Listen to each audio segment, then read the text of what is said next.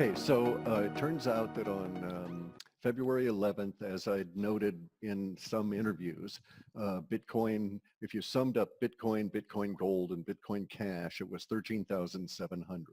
So as I said earlier, I missed it by about that much. And the reason I can say that is that when I made that forecast it was a year, a month, and some days ahead of the February. And it was before any of the forks of Bitcoin. And so my data sets are dealing with Bitcoin as a totality. And it takes a long time for the Bitcoin Cash and the Bitcoin Gold and any other future Bitcoins to separate themselves out linguistically. So we pretty much have to lump them all together to some degree when I get a number set around Bitcoin, because I don't have it that differentiated. And then the issue of Litecoin could be market cap. See, there's the problem.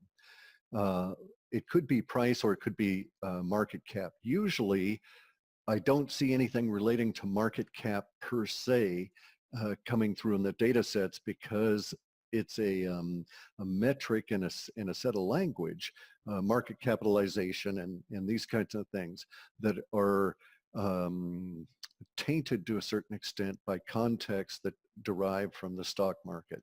And so I don't have a tendency to focus on those. And the 1-to-5 ratio for Litecoin to Bitcoin set is both in the weighted numeric emotional values within the sets of Bitcoin and Litecoin, but it's also was also represented in a ratio statement within the data sets themselves as 5-to-1. Spelled out, FIVE space TO, so on. And so under the circumstances, I still think it'll be price. That'll be the metric by which we'll judge the 5-to-1 relative Litecoin to Bitcoin.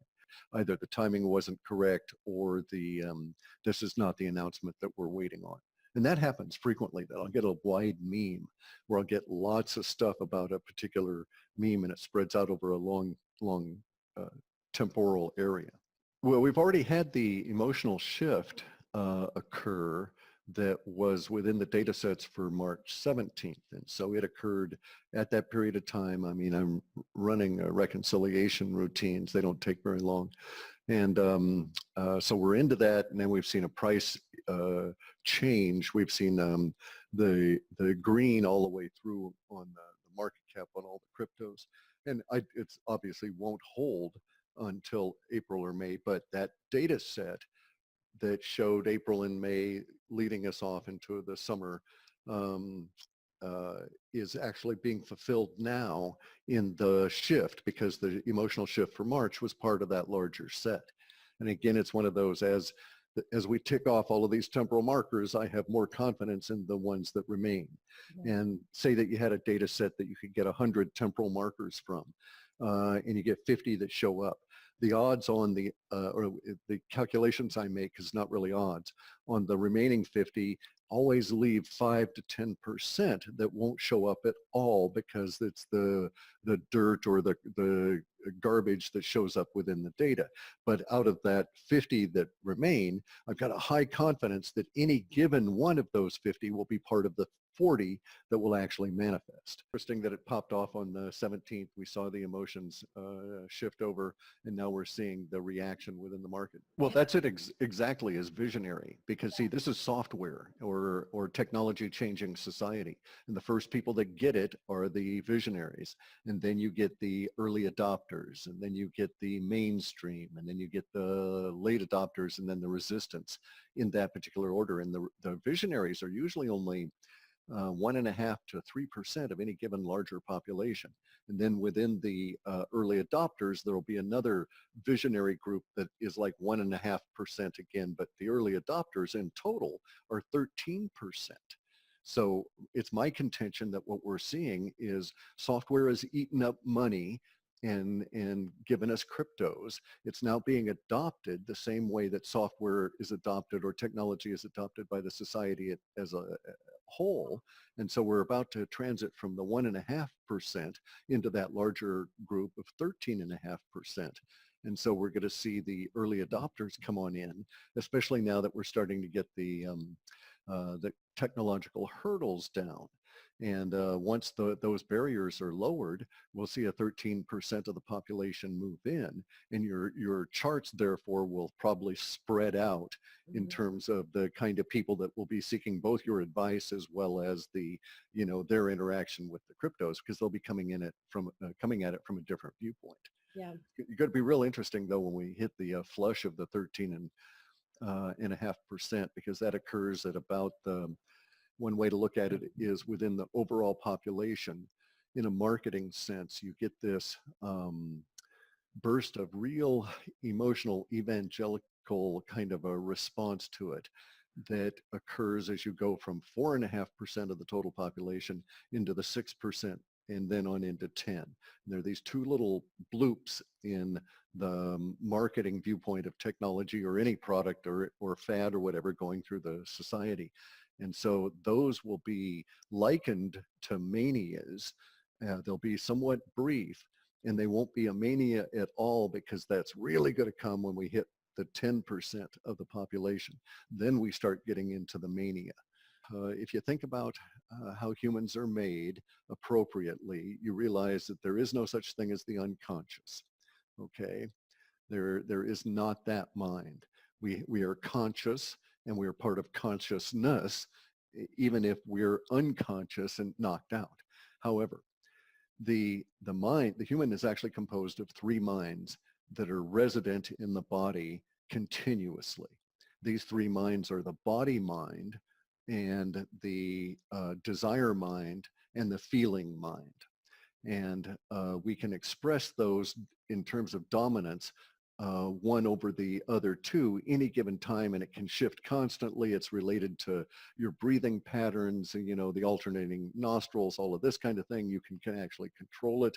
The yogis used to do breath control exercises, shutting off one nostril in order to be able to maintain a particular state within body mind and try and exclude desire mind and feeling mind.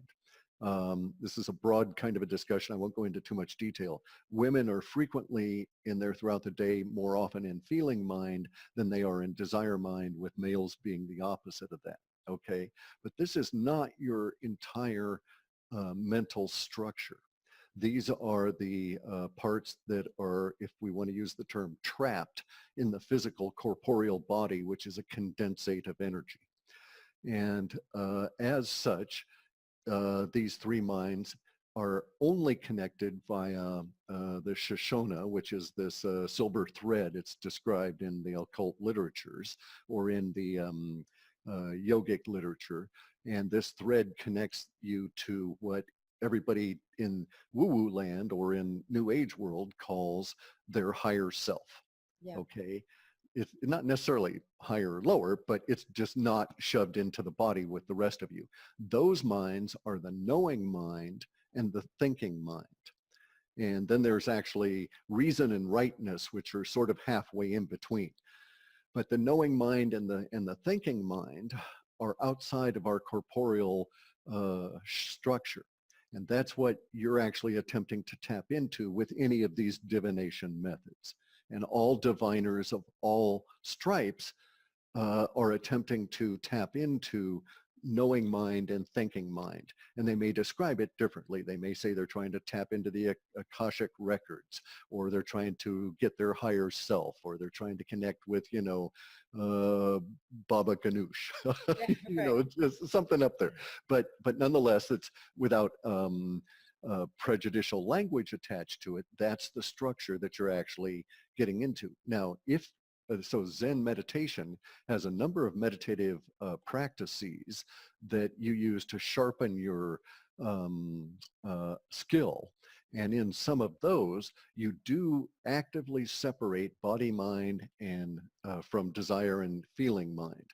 And you can actually then rejoin them and kind of get desire out of the picture. And so it's feeling mind that's dominant, and awareness, and then body mind. And so you're just there in the Zen zone, and you are basically just a vibrating antenna, and you're just attempting to calm it, calm it, calm it. And at that point, I would think that you could become extremely accurate with virtually any kind of divination, telltale, or technique. And it's from those kind of exercises under the name of Chan meditation that the Taoists derived all of this structure around the I Ching. They really got into it very heavily with the numbers, and they would do things in their meditative state and then basically read the future. And there's a very famous story about this, okay? And I won't bore anybody, but and I'll see if I can remember the details. You can look it up. But Mao Zedong was the leader of China. He was the communist that ran all of China. And he wanted to modernize. And he took his son one day to a local market. This was after he'd conquered China and taken everything from Chiang Kai-shek and thrown out all the Westerners. And he went to a market, and there were the traditional fortune tellers, divination people there. And he had his son with him.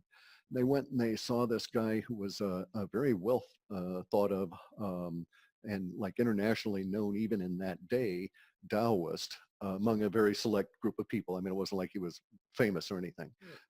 But anyway, he threw the I Ching or his yarrow sticks and came up and said, because Mao said, had told his son, you know, I want you to experience this because all of these things are going away. We're going to modernize China, and we're not going to give in to superstition, and we're going to ban this and ban all of the religion and all of this. And so I want you to see what it was like. And so he takes him to this guy, and the guy throws the yarrow sticks, and he's just sweating like a pig, apparently, because he knows who he's dealing with, right? You just don't want to piss Mao off. And anyway, so he comes back, and he was thought to be one of the most clever divinators of all time. Because what do you tell Mao Zedong about his future on, you know, in such a case? You can't tell him his real future because you know, that's the crime of the future foretellers is accuracy. That's the only sin in your line of work is accuracy.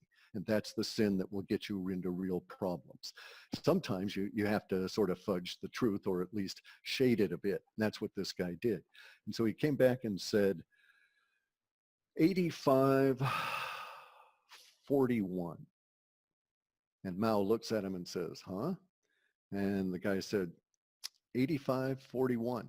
And Mao says, well, what does that mean?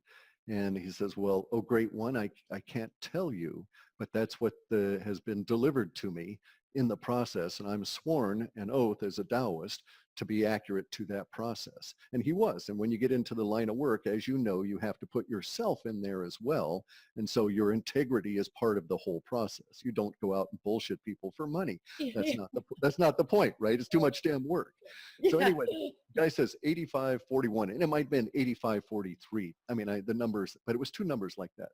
And so Mao didn't know what they meant, but he came back and he named his personal private regiment of the People's Liberation Army that guarded him and his family, the 85th 43rd Regiment, without knowing what it was. And it turns out it was how old he would be when he died and how long he would rule China. Wow. He lived to be 85 and he ruled China for 41 or 43 years. And so the divinator didn't break his oath, but he also didn't put himself in a situation of saying, well, hey, dude, you're going to die when you're 85. And you're really what's happening is you're trying to jump the temporal curve ahead of time. And sometimes that's not wise. All right. No matter how we try and characterize it here in our bodies, we're not really going to grasp it. But the concept is that this is the record of everything that has ever happened. All right. And so it's the same. If you take the thought too far, you come up with the idea of the time frames. And so you might convince yourself that the past still exists and you can go back in time or go ahead in time. And this thought that occurs to you that you could time travel is because you think of the past as a continuous state that still exists, where all the consciousness is involved is still there, and you could like plop in the middle of it and interact with it. And it doesn't exist that way. But the Akashic record concept is valid at a number of different levels, okay? And one way to think about it is that it's the actual, what you're actually talking about is the quantum entrainment that binds all of universe together with all of these molecules that are all continuously creating themselves in this, what I call the little bloop theory.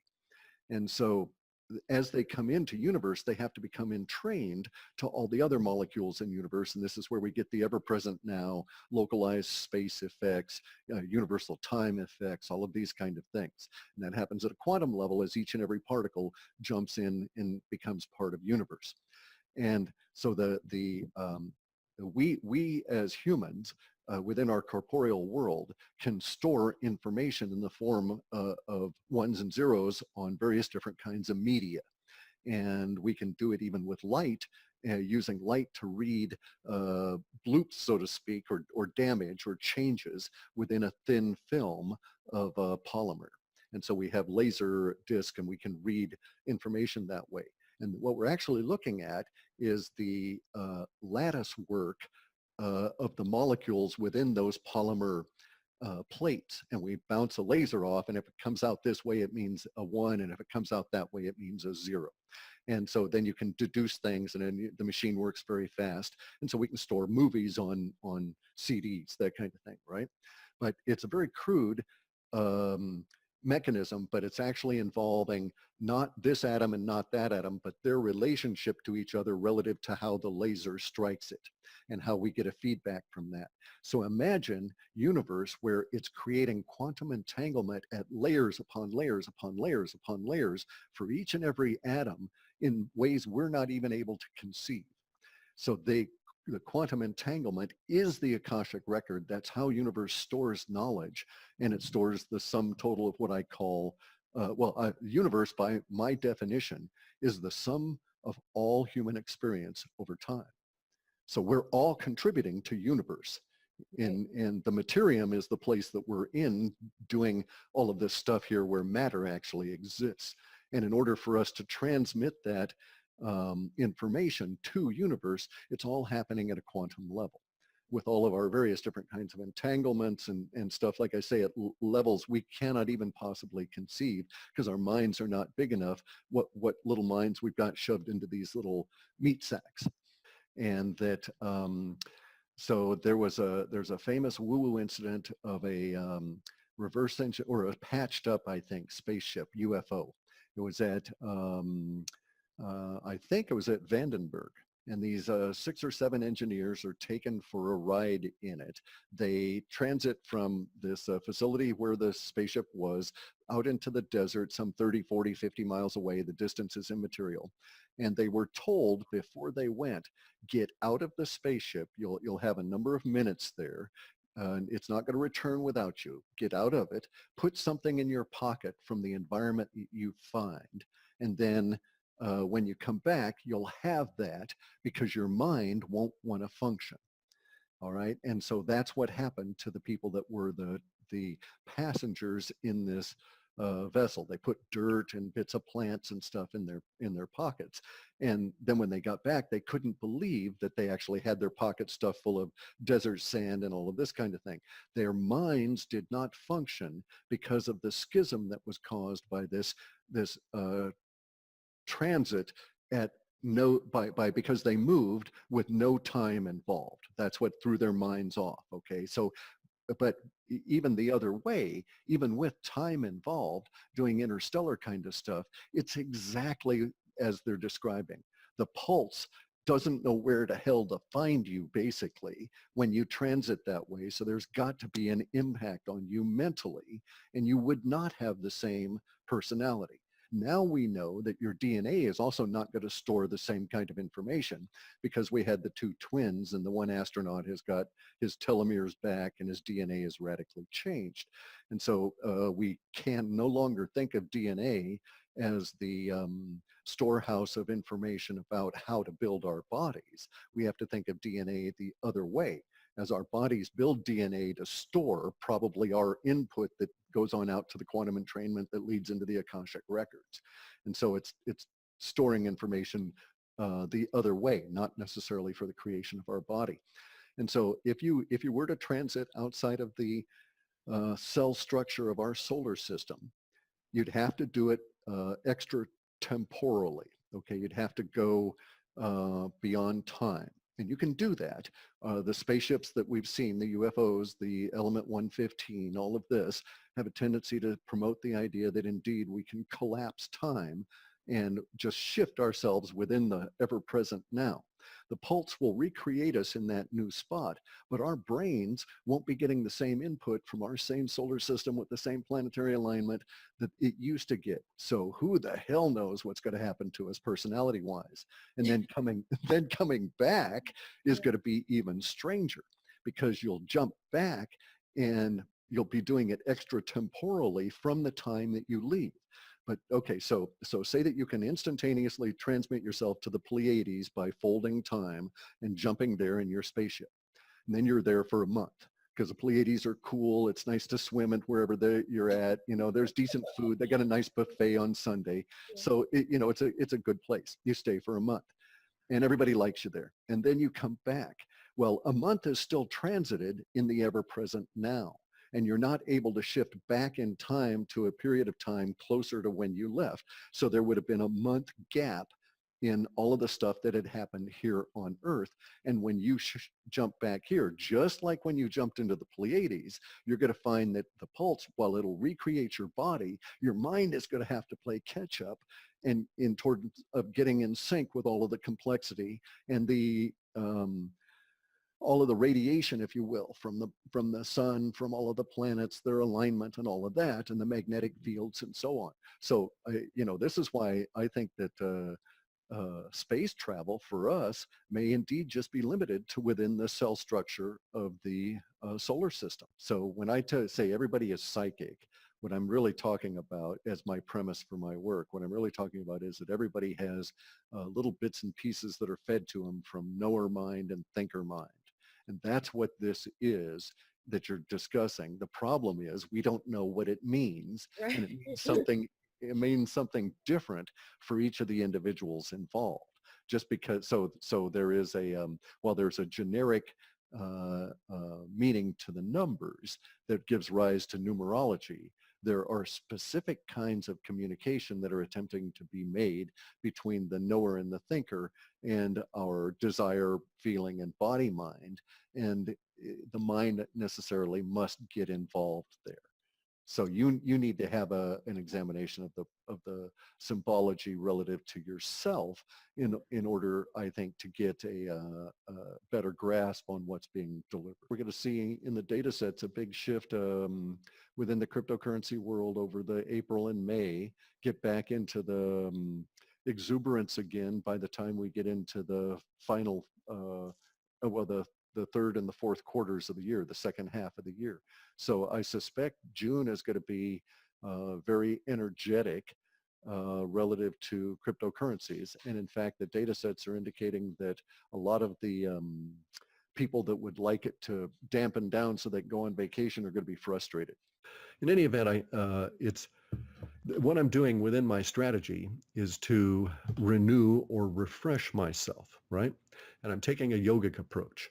So what I'm doing basically is to eliminate everything that could be causing problems, get all of my symptomology settled down, and then moving forward from there. So I've discovered, for instance, that I can eat elk.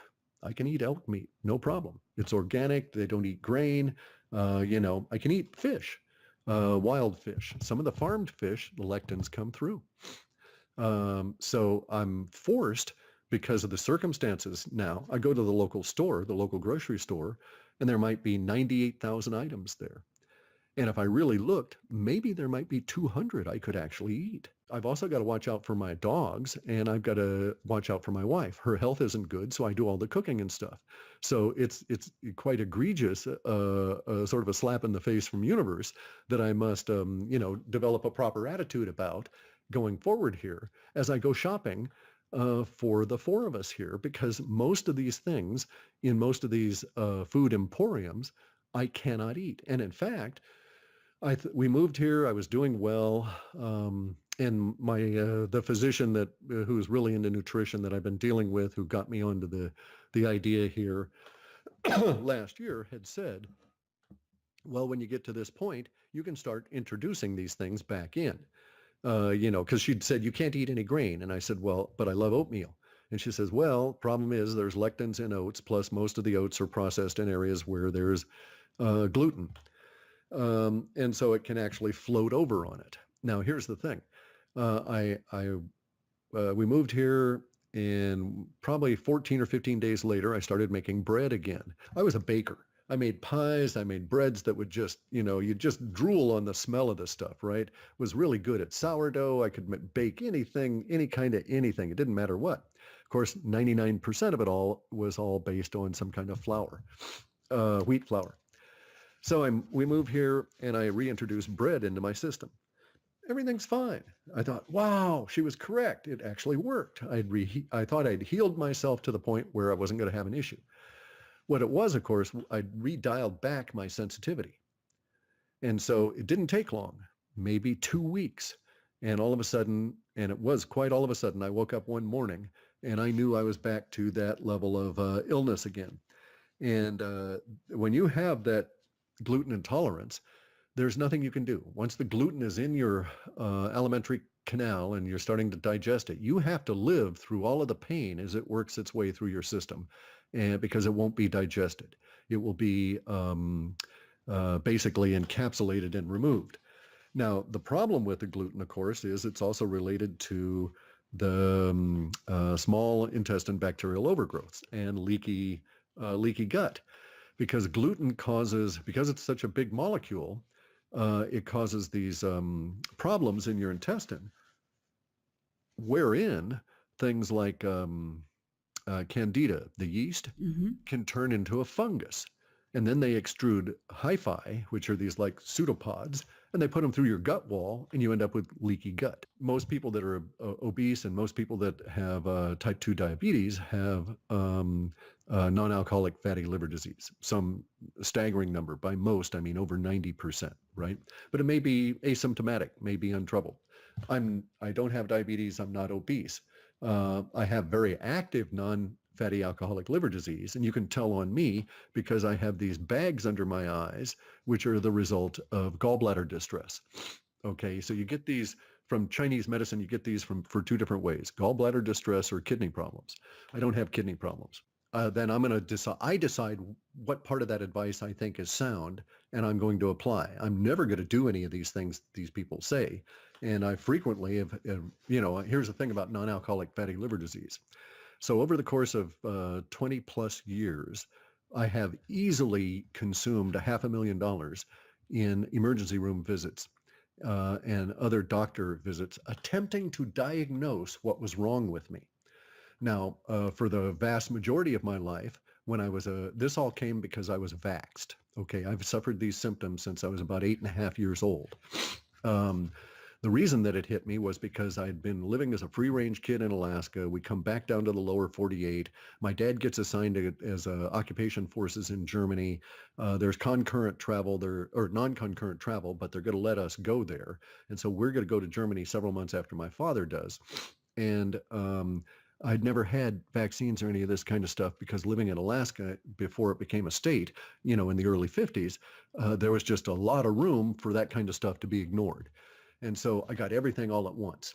And so both my brother and I suffered basically the rest of our lives from the problems of that initial huge vaccine overload within 3 weeks. I got all kinds of shots within 3 weeks and have been basically sick ever since. But the thing about the non-alcoholic fatty liver disease is that you can be asymptomatic in the liver and the gallbladder, but still be presenting all kinds of symptoms in your digestive, in your ability to absorb, even think correctly, and all of these sorts of things. Now we know, for instance, that a lot of autism, ADHD is all gut biome getting out of whack. And I'm of the opinion that a lot of schizophrenia is also gut biome getting out of whack and malabsorption leading to B12 crashes and all of these kind of things. And see, there's all of this stuff you can educate yourself on. You don't have to trust the doctors. You can go and read dozens of opinions in the same time that it might take that doctor to spew out his one opinion. And you can see all of these different studies that back up these other opinions, as opposed to the doctor who learned that bit in medical school, who knows how many years back, and it's not even current anymore, right? So doctors are professional consultants. They're not to be considered authorities. Well, this leaves us in a big bind, because who is going to be your authority? Well, for your body, it had better be your body. And so in my approach to things, what I'm doing is I'm taking a yogic approach. Now, the yogis, once you got to a certain level of hatha yoga, you would become aware of these rejuvenation techniques, because many of the yogis would die in their 40s and 50s because of the environment in which they lived. And that's just not enough time to reach enlightenment. And so there were attempts made to extend life such that you could continue your meditations and work on reaching nirvana. And some of the rejuvenation techniques were quite successful, to the extent that potentates would even undertake them. Now, you'd have to do this under very serious conditions and so on, but the yogi rejuvenation techniques were really good, but quite horrific. What were they? Give us some examples. Well, I don't want to go into it because people will probably try doing some of this, but I'll give you an overview. Okay. But basically, there were a few people at any given time in Indian society that practiced this kind of thing, and you'd run across them. You'd need a guru to do this. You can't do it on your own. And you'd basically be locked up in or provided a hut or a dark place to be in, and you'd be in there between 6 weeks and 4 months without ever going out. You would lose all your hair on your body, every bit of hair. You'd lose all your teeth. Most of your skin would slough off. Why? Because of the herbal they give you some concoction. You were taking. Okay. No, you were taking many. It's a whole long procedure that had been perfected over the course of thousands of years in isolation from the general society. And it's quite horrific. And basically, you would regrow a body. The hardest part is the regrowing of the depending on how far they took you back, is the regrowing of the bone structure. So it's quite horrific. Oh my gosh, can you regrow your teeth and your bones and everything? If you were successful at this, but bear in mind, there's a little saying that goes along with it, that when you start this, there's this little prayer, and then you take the first of these decoctions. And when you take that decoction, the traditional way to do it is to say, here's to the 10,000 that died before me. Okay, the 10,000 people that were on that path that didn't succeed, that their death provided us with the knowledge to get me beyond their point, right? So there were a lot of people that didn't make it, and it's a not particularly good way to die, in my opinion, right? Slowly dissolving yourself. And then, of course, you do that over a course of a number of weeks, and then the guy comes on in and they start rebuilding you. And so, but you can't go out and light, you can't. You only make it as far as their science has gotten. Correct. Okay. But they were pretty good. All right. And so there's some weird, anybody can look it up and go check it out. There's some weird rumors that certain people still alive have been through that process at least once. And we even can go back to like Babaji, the sort of, yogic version of Jesus kind of thing, who supposedly is 1,800 years old now and wandering around, right? And people meet him all the time. And it's not hallucinations. It's not apparitions. It's not visions. They actually meet somebody they can shake hands with, pat him on the back, that sort of a deal. Does he say he's that? Does he say he's 1,800 years old? He doesn't know how old he is. And he talks about it, but he knows he's thousands or hundreds of years old. Correct. And this is well known because of the people that knew him, 80 years ago who are now dying. And he's been there consistent, alive for these 80 years and hasn't aged. So you look up Babaji, you see all of these kind of things. And he doesn't age, but does he keep going through that rejuvenation process, or does he do other things? I don't know. Never asked him. Asked him. So I don't know, right? Have you met him? I'd love to.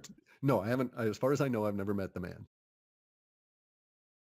Greenflower, the world's largest video network for trusted cannabis knowledge, is now 100% free. They are taking all of their hundreds of videos and information and making it free to the public. Their mission is to educate as many people as possible about cannabis. You can treat specific ailments with cannabis. You can understand the science of cannabis. You can enter the cannabis industry. What's the best way to make money selling cannabis? Cook with cannabis, invest in cannabis, and much, much more. You can watch many of the world's leading cannabis experts, doctors, scientists, researchers, and entrepreneurs on Green Flower anytime you want when you sign up. The link will be available below. And remember, it's 100% free, so don't forget to sign up. Okay. Now, the thing is that, he's been ensconced in the Himalayan mountains. But there were rumors that he's gone walkabout, that Babaji now is out walking among humanity, and probably just to see what the fuck, hey, what's going on, guys? You've been in a cave for 1800 years. What's happening? What are these games? Show me some, some video games or something. I don't know what his point is, but the rumors are that he has indeed left his Himalayan area and has gone truck about and stuff. But we're very much diverted, okay? But basically, But it we was have to take interesting. that kind. Yeah, we have to take that same kind of an approach with our, die young in a very advanced age. I'm not going to go through that rejuvenation kind of approach that the Hindus do, but I have to do some level of it with an understanding of what I'm attempting to proceed, or what my goal is, and the methods that I'm going to proceed to use to achieve that goal. And that includes basically backing off everything that could be injurious to me. And this is where you develop discipline. This is where you develop self-discipline, and the ethics really provide you with that energy to continue that, to not eat that M&M, that candy bar, or whatever it is, right? To not have that piece of bread, and so on. And so it also means that we need to examine at an individual level how we're going to do things, especially during this transition period that's going to be 40 or 50 years long, as our old food system crumbles and the new one develops. And we're seeing the new one develop right now. It had been forecast in my Alta reports even back as far as 1999, when we were getting getting data in there about indoor growing and multi-story vertical farms indoors and all this kind of stuff. And so we're going to find ourselves in this world. Now we have to figure out how to a way to navigate through it that is harmonious for ourselves within that world, and also beneficial to us as we go forward. And it's not going to be easy. Yeah, because we're still just trying to figure it out. We're Right. in and what you need when you're 100 years old may change, right? Oh, yeah. We don't even know. Right now, if you're 100 years old, you need nursing care, Yeah, exactly. And I want to live in a future where at 160, I don't need that. Yeah, I don't want to no. be that. That's Yeah. not my idea of living older. Correct. And that's why I want to live young to an advanced old age. Okay, but now let me ask you. There are a lot Yeah. of people that say that we're overpopulated. Now, do you think they're ignorant, or do you think they're purposely doing this for an agenda? There is an agenda that pushes that out there, and most of the people that are reflecting that are just doing so non-critically. They're just not thinking about it. They're taking the arguments presented to them as face value and propagating that forward. That's how we end up with social justice mobs and, academia run amok trying to alter our social order. And, I love science books, textbooks, and so on. And those really are the only thing I read. And there was this new book that came out. It was, it's downstairs, but it's Antarctic marine geology. And I thought, that's got to be a good, dense little book to read, right? Nice beach reading for the summer. And so I get this book, and I was disgusted because the whole first chapter was a tirade, a social justice tirade. No facts, no science, just opinion and agenda about global warming. Then I started getting into chapter 2, 3, and 4, and the guy actually has some real facts, but those facts are always within paragraphs in which there is opinion being expressed. What I wanted was the old style Bureau of Ships Manual for Electricity from the Navy, right? No politics in that. Electricity does this. This is how you connect. If you're running your submarine with this diesel battery, you do this. That's what I was after, was something that was factual, a science book, not a propaganda piece. So now I know academia within our social order here in the United States is totally corrupt. This is a peer-reviewed textbook now. And it's like, oh my God, any kid that reads this without an understanding is going to think that all of the dire predictions this guy's making about Antarctica are actually going to happen. And so again, off on a rant to the side, but that's our problem, is that we need to think accurately and have a framework for that thinking as we go forward, especially now that we're going to be living a long time. And one needs to recognize on a personal moral basis that the living a long time brings the ability to live longer so your mistakes can catch up with you. Yes.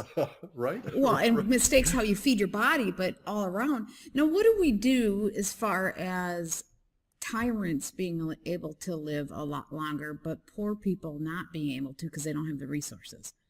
That's going to be self-eliminating in terms of, such a condition as that will force revolution. There won't be any issue. It won't last very long. Tyrants may be able to come on in and say, well, I'm going to live to be, 180. Well, that's fine. You're going to have a revolution in 12 years. That's how long it's going to take. One generation reaching the active stage of puberty, and and this lack of fairness in this particular planet, especially if that population has any access to the rest of humanity.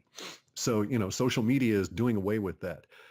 Actually, I think social media is, or the computer and the interconnection from the internet is going to totally do away with the importance of the sovereign state and the political structures over these next couple of years. And that's why we're in this period of time where we've got all of this chaos, and the deep state is being exposed. If we look at it now, we're in a very major period of change. Probably relates to planetary alignments and all of this kind of thing. But this period of change is going to basically destroy our concept of government that we've developed over these past 1,600 years, because so much of it can be replaced by anonymous interaction with stuff on the internet, to making it so efficient. So think about a situation. What keeps a tyrant in power is the fear of the people that they're going to be shot or destroyed when they attempt to beat him up. But over time, you'll notice that we have fewer and fewer on-the-ground social enforcers of the political will, right? So there's fewer police on the street at the moment. They're more isolated. They're doing less. They're not walking around being peace officers for the general political will. And as the population grows, that percentage will never, ever be able to catch up to the way it used to be. And so there will be fewer people wielding guns to try and shoot those that would take out the tyrants. And then also now the tyrants are going to be that much more vulnerable to the smart guy with the computer stuff. Which is what's happening now. It's all like the InfoWars term really is true. Yeah. And it's devastating. It's the ideas that is the real power, not guns and force anymore, right? And so they used to kill people in a couple of thousand years back for coming into their area with a new idea. Can't have that, can't have it spread. Better kill that man right now, because that idea is too radical. They can't put it back in the box. It's already out. No, right. They can't contain it. Right. And so you've got a social structure where you've got tyrants and stuff. And then the people that live under that tyrant, say they were on an island, somehow they get a cell phone and they start looking at the internet and they find out about, oh, well, this guy has taken C60 and the C60 is readily available in all of these countries, but they can't get it. Well, how many years is it going to be before they decide, hey, I'm going to die anyway? I personally would be that way. If I was faced with a tyrant who was 120 years old and even at my age now, 64, I would say, I'm going to die at age 72 anyway. So I'll spend these next 7 or 8 years here crafting a way to take that bastard out with me. I agree with you. People are like, whatever, let's go for it. Mm-hmm. So what do you think will be the result with C60? Do you think it'll be like a vitamin? I mean, do you think everybody will just see it like a vitamin, like something we have to have? I think so. Okay, we define vitamins as being the minimum necessary elements for life. That's the definition of vitamin, right? And we don't know what all those minimum necessary things are for life.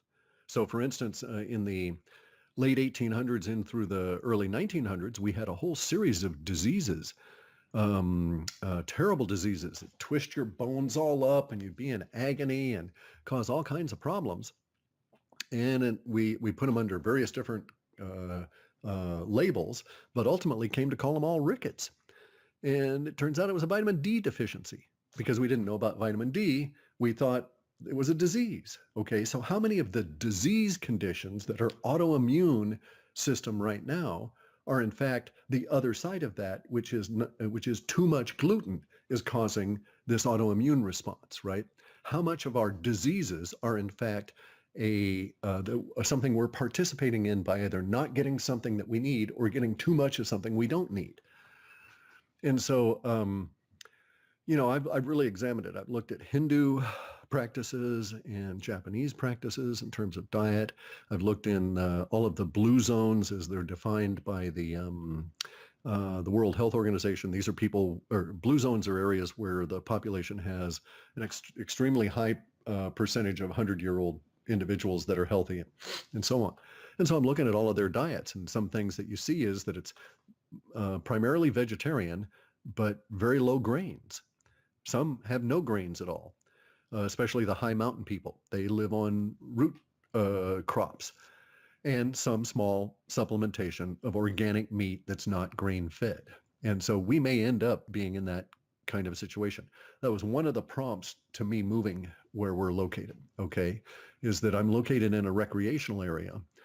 And in this recreational area, I can find elk, I can find wild turkey, and lots of seafood that is not farmed, won't be gluten tainted, and that I can harvest myself. So I can go sort of subsistence living in that sense, right? Because when I go to the local food emporium, I find 98,000 things of which I can only eat 200. And their 200 offerings are even then a little dodgy sometimes. And so I really need to look at it. And for this transition period, I figure I'll be doing a lot of fishing and some level of hunting to supplement to stock the larder here. To that effect, okay, so rolling it on back to the far view, I have this far view, and my far view says, well, basically talking to myself, I say, you're an annoying bastard, and I know your traits, and you're going to get bored. After you can't spend the next year fishing and not do anything, right? You're going to get really bored with fishing. You'll get damn good at it, but you're going to get bored. So I'm going to have to do something. But I've been doing code since 1979. And so talk about bored and tired of it, right? So I'm just not doing that anymore. But it also means that for the far look approach to this, I also have to cultivate and feed my head, right? I can't just worry about feeding the body and just go stressless and, sit on the beach all the time. Doesn't work. Yeah. No, it's not going to work. So I don't know what it is I'm going to do, but as part of my renewal process over this next year, I'm going to figure out and so this is one of the things that I came up with, was that in looking at the idea that I might live to be 160, well, geez, okay, so I could have 3 40-year careers, right? Yeah. And it could be radically different, so I wouldn't be bored. And I'd get to be a novice, a noob in a new environment, like every 40 years. And that'd be stimulating, keep my brain going. And if true, I would have mastery. I'd know how to master things relatively fast. But nonetheless, there'd be a whole lot of stuff that I would have to learn. And so the feed your head part of it becomes really a key element as well. Yeah, and being a newbie in something is actually exhilarating, isn't it? Oh, it's so cool. It's so cool. Yeah. It's like being a little kid again. Yep. Give yourself the freedom to make mistakes and not be critical about it.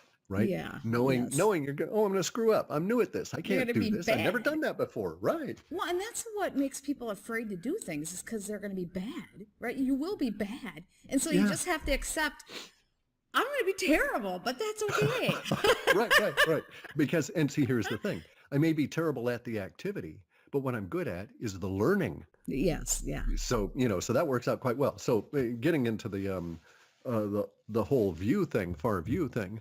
So I'm going to be retired for a while, and then I'll be unretired as I figure out what new career I want to do. And there are some things that are quite intriguing. Okay. So I've had an offer to work with some guys who are going to attempt to recreate the 1890s airships. They think they've gotten some information from somewhere, and I won't go into any of the details, that gives them an edge on creating these non-spaceship anti-gravity vehicles. And quite fascinating. And so it's like, well, I may do that. There are other things that have been offered me, but I know that I'll still be doing things that are technical, but I just won't be writing code anymore. And, you get bored just sitting on it, and typing all the time anyway. So in the process of getting my head screwed on right, so to speak, for this far view, I'm giving myself the freedom to take a year off to get my body straight with the issues that this is the social order. Ooh, I lost I you. Are you recognize. there? I lost you. Yeah, I'm still here. Okay, keep going. I lost you there for a second. Well, I won't put it down to interference from the deep state. I don't have a persecution That one. complex. I don't think that one was because No. it wasn't all that. You weren't giving me some juicy tidbit on something. Right. But anyway, so where was I now? You were talking about how you were planning for 160 years out and how Yeah, so I'm going to take a year off, or less than a year. I'm not, I have no constraints. I'm just going to give myself the freedom, or maybe take 2 or 3 years off. I just don't know. But I'm going to have things to learn. I'm going to have to examine them. And at the same time, I'm going to try and get myself fit and so on. And so the question arises as to, during this period of time, what sort of activities am I doing? Well, some things I'm doing is that I'm going back to re-educate myself. And that's why all of the interest in the new crop of textbooks. And I'm starting again, as I did in the past, 50 years ago, with oceanography, which is why I'm a big, or because I'm living where I'm at. And then I'm going to do things with boats, which I enjoy in the fishing and so on. So for instance, I splurged and bought a Hobie Tandem Island trimaran, this little 16-foot boat that I can take and sail around and explore the coasts and do some fishing with. And I'm going to be a noob at using it, but it's it's an entirely new process of dealing with boats and this sort of thing. And as I say, over the course of this next year, it's going to be like really intense in terms of education, because there's so much in the way of new math, especially in oceanography and the physical sciences, that didn't exist at the time that I was studying it, 50 years ago. And there's so many. I mean, the problem with it is that you get to a point of where you know certain things. And by that, I mean, you become a master at certain things. And the ability to be a master at anything allows you to examine any other aspect of life from the perspective of a master's eyes. So even though I'm a noob in some of this stuff, or I'm reinvestigating it, I can look at it and certain things will jump on out, and I can say, boy, here's a real practical use for that little bit of information based on 40 years of experience doing this, right? And so that's where it's going to be, that's where there's always these diversions and, oh, well, I could go and do that. I've got to work my way through that for a while. I've got to work my way through this workaholic syndrome, because I don't need new work. I don't need to be starting new businesses. But every time I get in there and start looking at some of this new information, it's like, boy, that sure is intriguing. Think of what a guy could do with this information, right? Well, that's the hard unwinding from being a workaholic is very difficult. Yeah. Well, there's another aspect of it too. Okay. Many people don't recognize this. So, even scientists now, even people that are trained in the science of the mind, psychologists and psychiatrists, will acknowledge that people can be diagnosed in terms of mental conditions by the language that they use in a habitual fashion. Okay, so now there have been recent articles that some linguists are saying we can pick out and tell if somebody's depressed, and we can do it within 500 words of hearing them talk 500 words in their daily discourse. And the psychiatrists are all freaked out. They've got all these diagnostic tools and so on, but the linguists come on in and they say, no, it's, this is the way it is. And so they did a study, and out of I want to say there were 500 case studies that were done. And so they gave these linguists a number of different cases, hundreds of them. They ran their software through the stuff and analyzed it, and they were 100% correct.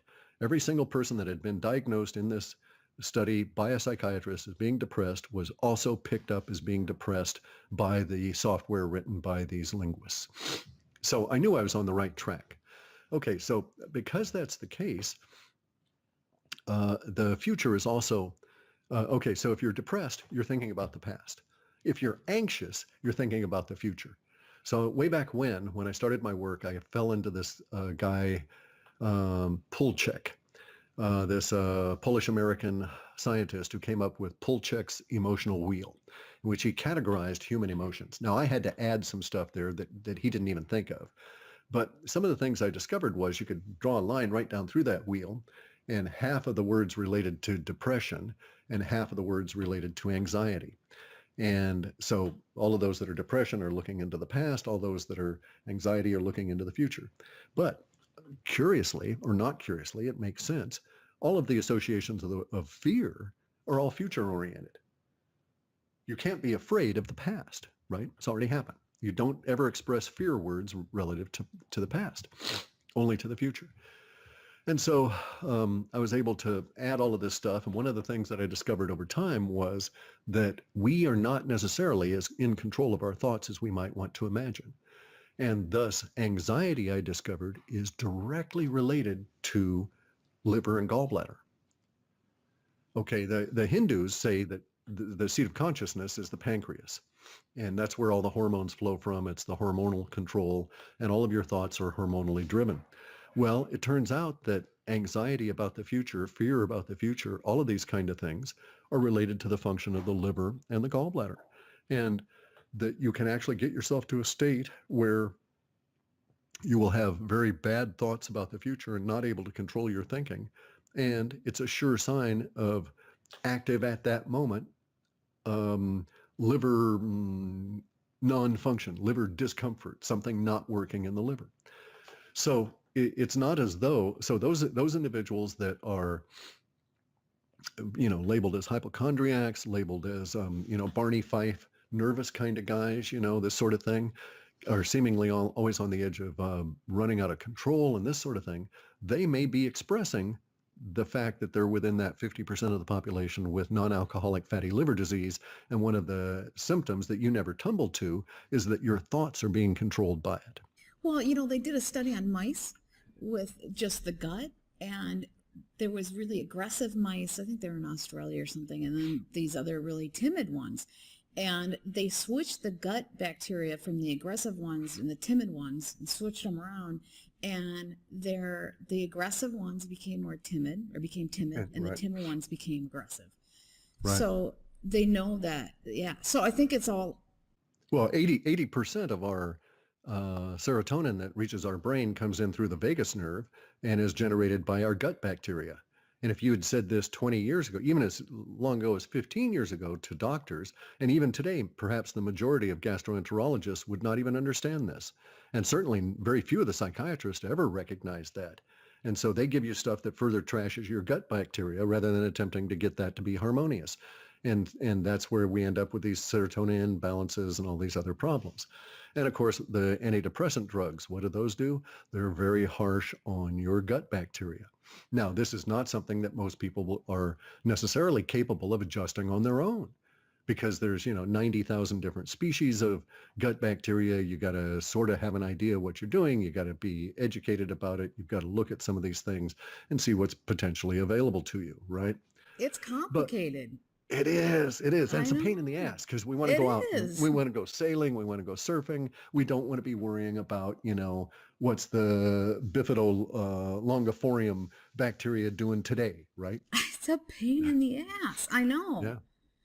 Well, there's some ideas that your gut bacteria actually is a key to longevity beyond just,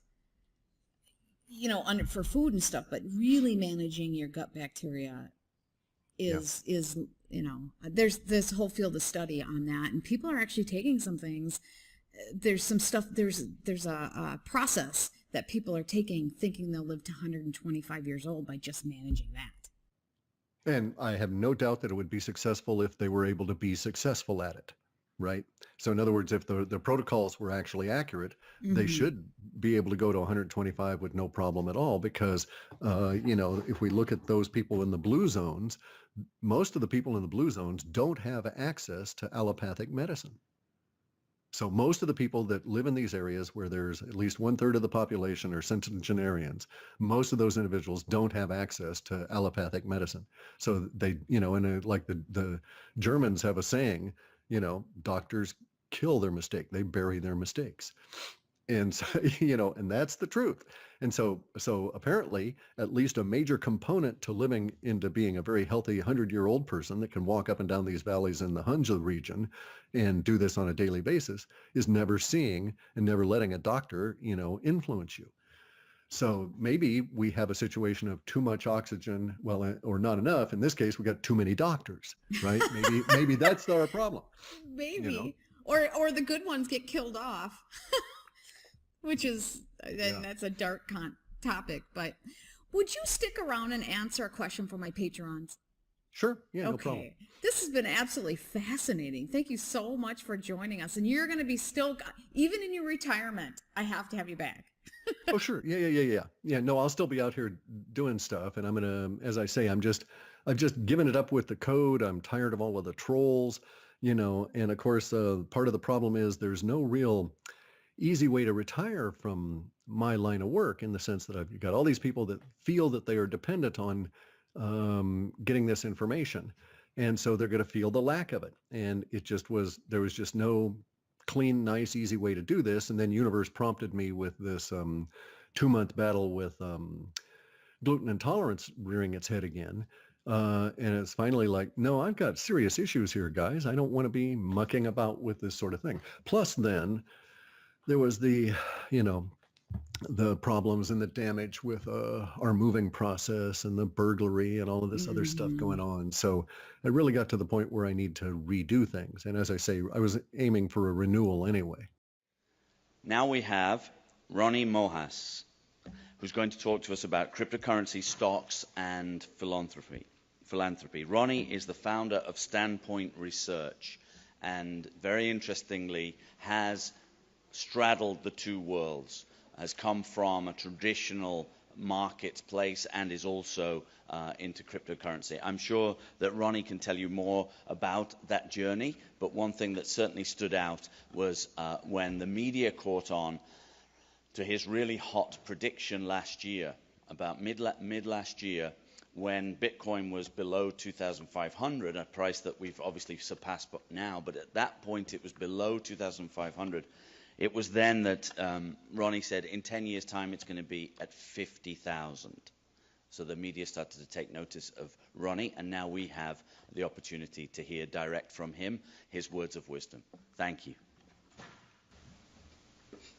Thank you for coming to hear my presentation. I moved to Beach from New York 8 years ago, and for whoever is not from here, it is one of the most exciting places to live right now. Even people that live down here in Miami don't realize we have the second longest skyline in the United States right now. There was nothing here when I came here 8 years ago, and now only New York has a more magnificent skyline. And if you drive from Miami Beach up to Miami via the MacArthur Causeway, it splits the skyline into two. And it's worth doing that in the daytime as well as the nighttime. I've been in more than 70 countries around the world, and I still have not found a place to pull me away from here. So I have what to compare it to. My company is Standpoint Research.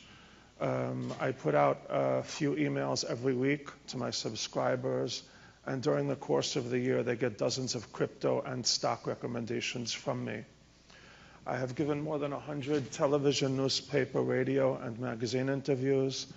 I have a top 20 ranking versus more than 4,700 people in my industry for the last 10 years. Every one of my 600 recommendations was time-stamped intraday by at least 3 different news wires. Last year, my firm was ranked number 5 on Wall Street. And personally, I have a top 20 ranking versus more than 4,700 people for my performance the last 10 years. As I mentioned earlier, I put out stock recommendations and crypto recommendations. The ideas that I get for the stock market are generated by a 155 variable computer model that took me 5 years to develop back in the 1990s. Once I get an idea off the computer model, I apply heavy fundamental and subjective overlays before going out with an actual recommendation. So I don't tell you I like a name just because it's scored well on my spreadsheet. I give you a 20, 30-page report to back it up. When people sign up for my service, there is a coupon code there if you want to sign up this week. I will also be at my table downstairs until 4 o'clock. And then I have an interview to do, and I want to be back here at 5 o'clock to hear Jim Rogers speaking. He came all the way from Singapore. I hope you guys can show up and pay your respects to him. He started the Quantum Fund with George Soros back in 1973, and I have a lot of respect for him. A week does not go by that I am not asked to speak at conferences around the world. The only condition I have, I don't ask them to pay for my hotel, my airfare. I don't ask for a speaking fee. I ask them to give me a few minutes to speak about the gap between rich and poor people in the world. And if you will allow me to deviate 5 minutes, that is what I will be speaking about right now, and then I will get into the cryptocurrency. So before I tell you how to make money, I want to suggest to you what you can do with the money before you make it. I have more than 40,000 followers on Twitter, and I feel like I have a religious, moral, and ethical obligation to use this platform that I have to speak on behalf of people that have no voice in this world. So that's what I try to do every chance that there is an audience willing to listen to me.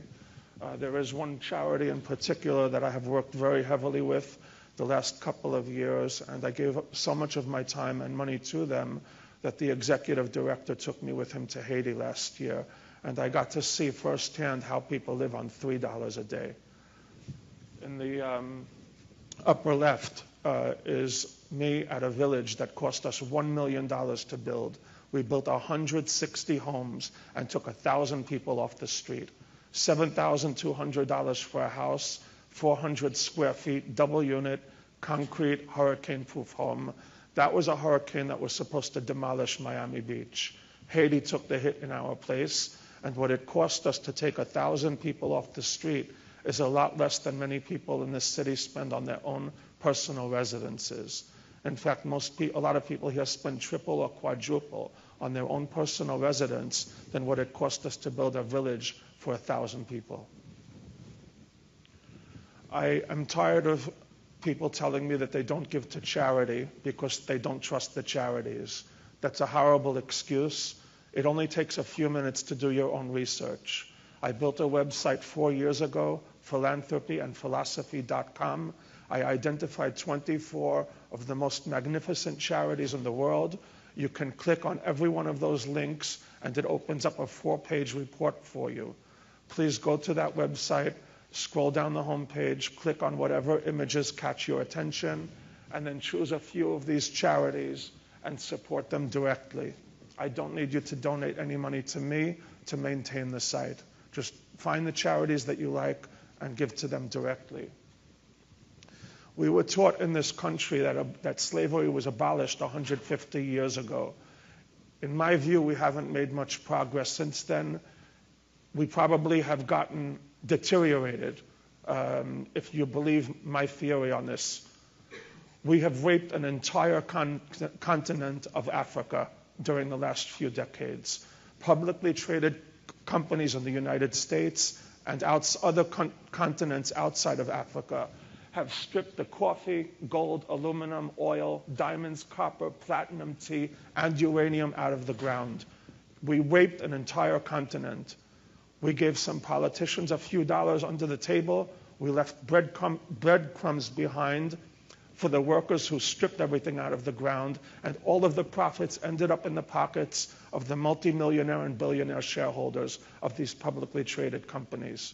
You don't get to the top of the mountain without trouncing on people along the way. And this is how our biggest companies in this country have gotten to where they are today. And one way to level the playing field is by giving money to the charities that I'm recommending.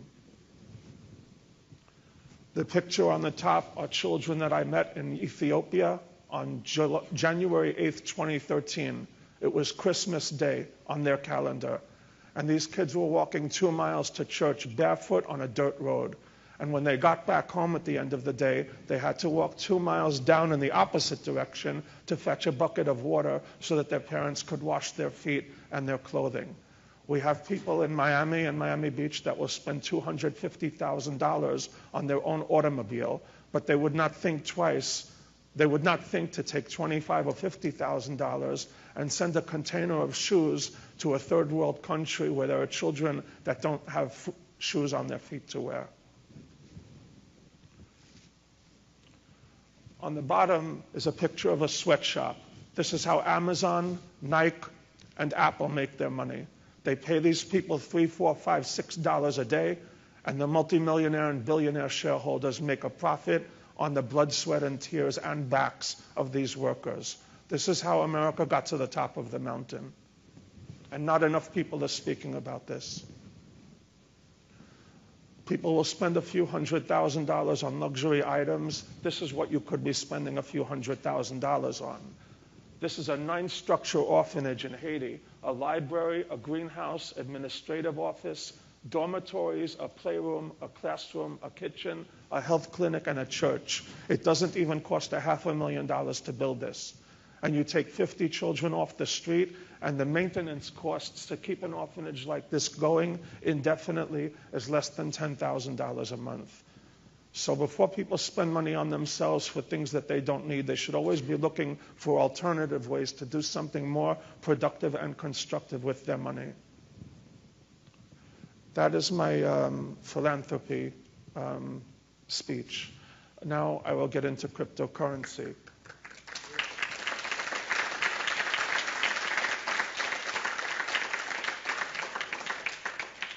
Thank you. I actually was the headline speaker at the convention center on Tuesday, and there were 1,500 people in the crowd, and no one applauded after I said what I just said. But thank you. We have right now $200 trillion in the world, tied up in cash, stocks, bonds, and gold, and all 4 of them are overvalued. If just 2% of this $200 trillion ends up in cryptocurrency, you would be looking at a $4 trillion valuation, 10 times where we are today. If Bitcoin maintains its current market share, the price would go to $90,000. I had a deadline to get this presentation into the organizers of this conference 3 weeks ago. So take into consideration, I wrote this 3 weeks ago, and the 15x that you see in the slide is down to 10x already, because the price of Bitcoin went from $6,600 to $8,800 in the month of April, since I put this slide together on the 31st of March. When Bitcoin topped out at $20,000 in December, it reached number 18 in the world on the list of most valuable currencies. And that's out of more than 180 currencies. So it was already in the top 10%. In my view, it's going to hit number 1 within 10 to 15 years. The person who introduced me misspoke. My $50,000 target is actually looking out 3 years. Looking out 7 to 10 years, I'm looking at a $200,000 to $300,000 price target.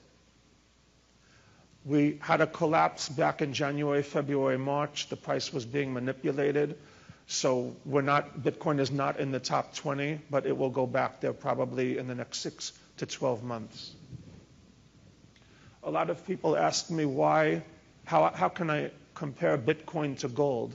And the answer is very simple. I don't know how much gold there is in the ground. How can you value something if you don't know what the supply is? What I like about Bitcoin is that in a few years, you're going to have a situation where there are 100 million people in the world fighting over a few million Bitcoin that are available, and that is what will drive the price deep into the six figures. There are no slam dunks here. I would say there's a 70% chance that Bitcoin goes where I think it's going to go, and that is a shot worth taking.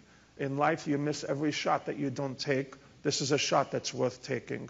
I think it would be a lot more painful to sit on the sidelines and watch this go to $100,000 than it would be to risk a few months of your salary and lose the bet. You're risking a few months of your salary, and if the bulls are right on this, you shave a few years off of your retirement age. This is the chart for Amazon the last 15 years.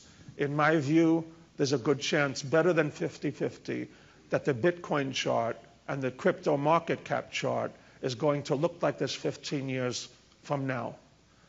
People that missed out on Amazon in the last 15 years missed a 5,000% gain from below $30 a share to close to $1,500 a share, which it hit recently before Donald Trump tried to knock them down.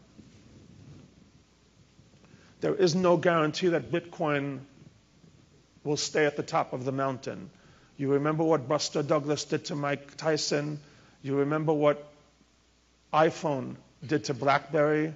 You see what Amazon is doing to the shopping malls, what Uber is doing to the yellow taxi drivers, and what Facebook did to MySpace. There is no guarantee that Bitcoin will stay at the top of the mountain. They could get knocked out, and a few years from now, you may see late-night talk show hosts joking about Bitcoin. So you have to be diversified. I believe that the total crypto market cap will go from $400 billion, where it is today, to $2, $3, or $4 trillion in the next 7 to 10 years. But there is no guarantee that Bitcoin will lead the charge, so you want to have a diversified portfolio of high-quality altcoins. The market is sending you clear signals right now, the same way the NASDAQ sent you clear signals 20 years ago during the dot-com bubble. If you looked at the market cap rankings on the NASDAQ during the dot-com bubble 20 years ago, you were seeing crystal clear. The market was telling you buy and hold Cisco, Facebook, Amazon, Google, Netflix, Apple, so on and so forth. Anyone who bought those names and held them for 20 years is retired right now. If you believe that this industry is legitimate, as I do, you do not want to ignore the signals that the market is sending you right now.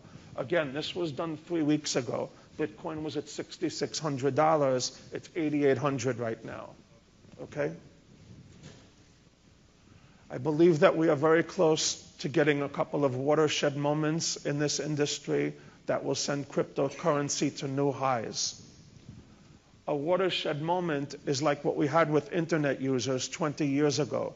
There were 10, 20, 30 million people on the internet, and then you had the watershed moment where the Netscape browser came online, and we went from 20 or 30 million users to hundreds of millions of users almost overnight. If you see that red circle on the lower left, that's where crypto is right now. I'm not saying we will have the same number of crypto users as we have people online 10 or 15 years from now, but the chart pattern will be the same. I am not here to compete with people online for who has the highest price target on Bitcoin. There are people, including someone who was here yesterday, who has $1 million price target on Bitcoin. My best case scenario has Bitcoin catching up to gold and China, and that would make it the most valuable currency in the world. And if you do the math, it would put the Bitcoin price at between $200,000 and $300,000. But that's looking out 10 to 15 years.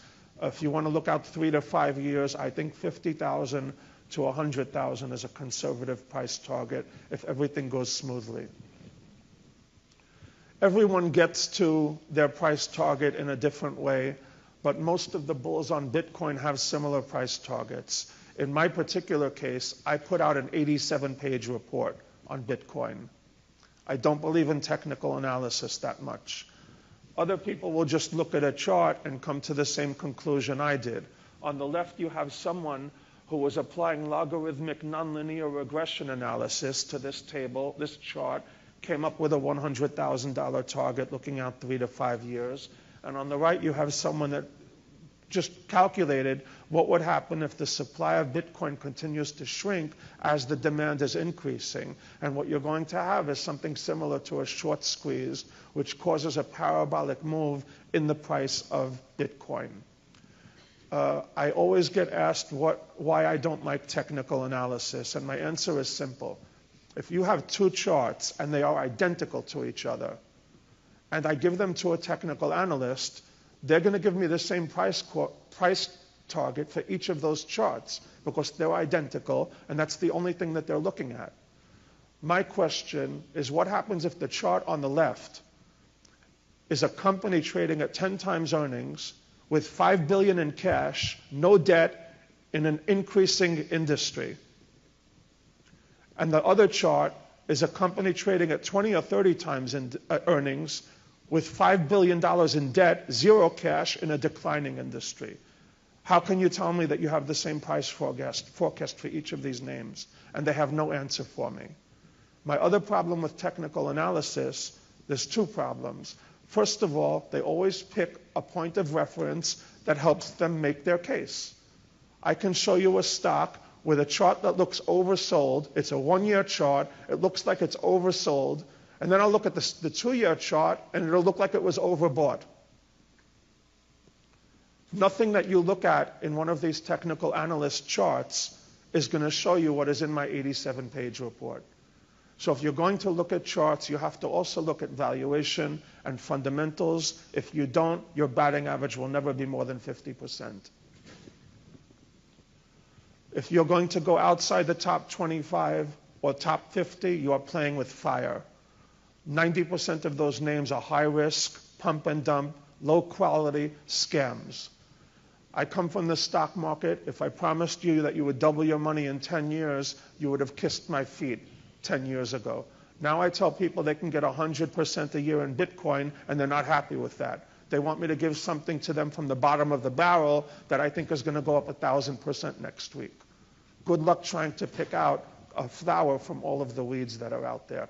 There is no regulation. 9 out of 10 names out of the top 100 are garbage. You might hit a home run, but you're going to get wiped out on every other name that you put your money in. You're going to get wiped out on every other name that you put your money into. It only costs $100,000 to pull off a scam in this industry. You need $25,000 for a website, $25,000 for a white paper, $25,000 to pay someone under the table to sign off on your white paper, and then you need $25,000 to pay someone that will be the face of the company and speak to the public and lie to their faces. Do not judge a book by its cover. The fanciest white papers are usually the biggest scams, and the legitimate white papers are the ones that are not written properly because it was someone who does not speak English fluently.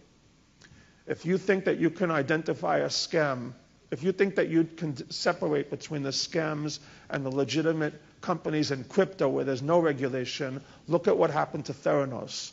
This was a privately held health technology company known for its false claims to have devised revolutionary blood tests that used very small amounts of blood. At its peak in 2014, it was valued at $9 billion. They were shut down a month ago. The SEC charged them with massive fraud. Look at the people that were on their board of directors. They fooled thousands of investors. They even had the U.S. Secretary of State, Secretary of the Treasury, Secretary of Defense, Secretary of Labor on their board of directors. They also had the CEO of Bechtel, David Boies, a director from the Centers of Disease Control and Prevention, a Wells Fargo chairman and CEO, and an executive vice president of Amgen. It is almost impossible to know whether these names are legitimate or not. So you want to take the signals that the market is sending you and focus at the quality near the top of the coin market cap table. And even those top 20 names will not be around a few years from now.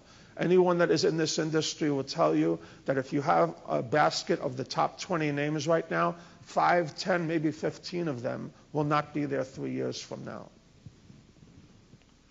When you go into cryptocurrency, you have the same dilemma that biotech investors have. Do you go in at phase 1? Do you go in at phase 2? Do you go in at phase 3? Or do you go in after there's an approval, the drugs are on the shelf, and there are no side effects being reported? Anyone that goes to my standpointresearch.com website would see a sample report on 3 biotech companies that I wrote a report on last year. It was a 45-page report. 2 of these 3 companies were already taken over. When I wrote the report, none of them were profitable. So you have to decide, do you want to go into a situation where there is risk and uncertainty and deaths on trials possibly being announced in the next few weeks or the next few months? You go in phase 1, you have 500 or 1,000% upside, but you can also get wiped out if the drug doesn't pass the smell test. If you wait until the drugs are already on the shelf, there's no more risk involved, but you don't have any upside either. And that is what you have to decide when you go into crypto today. Bitcoin is at $8,800. There is still some uncertainty and risk and obstacles in front of us. But you have 500 or 1,000% upside. If you wait until the coast is clear, it's going to cost you $25,000 to $50,000 to get a ticket into this game. The price of Bitcoin was being manipulated in January, February, and March. And anybody that, I have 40,000 people following me on Twitter right now. And the people following me on Twitter know that I was posting screenshots for my purchases when we broke below $9,000, $8,000, and $7,000. I wrote this when Bitcoin was at $6,600. The price was being manipulated. I've already made my money back. I've already turned a profit on the batches I bought at $7,000, $8,000, and the batch I bought at $9,000 I'm almost even on. Why and how is the price being manipulated? You have people that are worth billions of dollars that want to accumulate $200 or $300 million worth of Bitcoin because they know where this is going. But they don't want to pay $15,000 or $20,000 for a Bitcoin. So they dump $20, $30, $40 million on the market. It creates selling pressure. The technical analysts then come in and put their sell signals out on Twitter. That creates a panic and a capitulation. When the market capitulates, as it did in March, the people who dumped that $20, $30, $40 million on the market quietly come back in and buy 5 to 10 times what they dumped for pennies on the dollar. And that is how they gain control of this market. And you have to know how to maintain your composure when that's happening. And instead of letting them shake you out of your position, you have to buy when it's dropping. You need nerves of steel to do that. But I learned this from 20 years in the stock market, and it applies to cryptocurrency today. Not everyone has deep pockets. I understand that. Some people jumped in with both feet at 20,000, and now they have no money to average down with. But if you believe in this, it's a buy and hold, and you're supposed to add to your position when it goes on sale. The last slide that I have is regarding the risks and concerns that we have in this industry. The head of the IMF, Christine Lagarde, recently said that there are dominoes in our way, but all of those dominoes are going to get knocked down eventually. It's just a matter of how long it takes for us to knock those dominoes down. It's a new industry in its infancy. We're at the beginning of a very long game. And as I said earlier, it will be a lot more painful to watch this go up from the sidelines than it would be to take a shot right now. Okay? You're not getting in at the bottom at 8,800. It's up 1,000% versus where it was a year ago or 18 months ago. But you're not getting in at the top either. The top was 20,000. So you're getting it right now on sale 55%.